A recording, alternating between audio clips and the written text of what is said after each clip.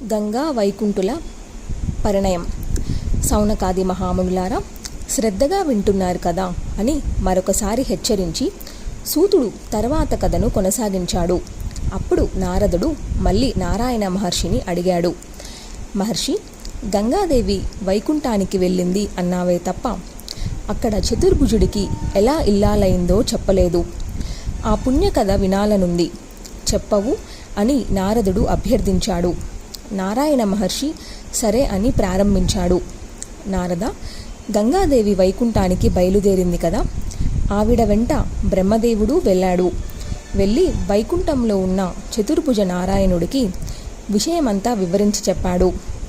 రాధాకృష్ణుల శరీరం నుంచి ధ్రువరూపంగా గంగాదేవి ఆవిర్భవించడము, రాధమ్మకు భయపడి శ్రీకృష్ణుడి పాదపద్మంలో దాక్కోవడము, రాధాదేవి అలిగి జలపానం చేయడము, తామందరూ గోలోకానికి వెళ్ళి శ్రీకృష్ణ పరమాత్మను శరణు వేడుటము, ఆయన దయతెలిచి గంగను తన పాదం నుంచి విడిచిపెట్టడము, అప్పుడు ఆ గంగాదేవిని వైకుంఠానికి వెళ్ళమనడము, అక్కడ చతుర్భుజ నారాయణుడికి ఇల్లాలివి కమ్మడమును, మొత్తం జరిగిన వృత్తాంతాన్ని వివరంగా చెప్పాడు.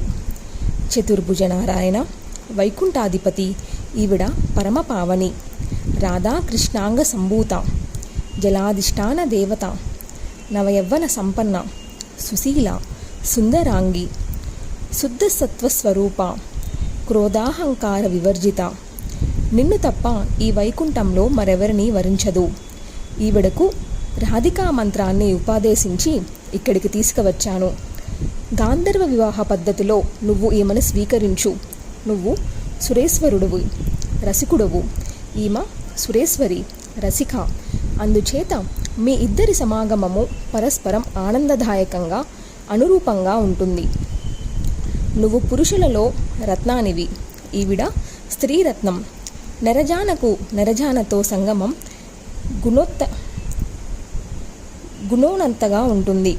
పైగా స్వయంగా వరించి వచ్చిన కన్యను తిరస్కరించిన వాడి మీద లక్ష్మీదేవి అలుగుతుంది, విడిచి వెళ్ళిపోతుంది. ఇది నిశ్చయం.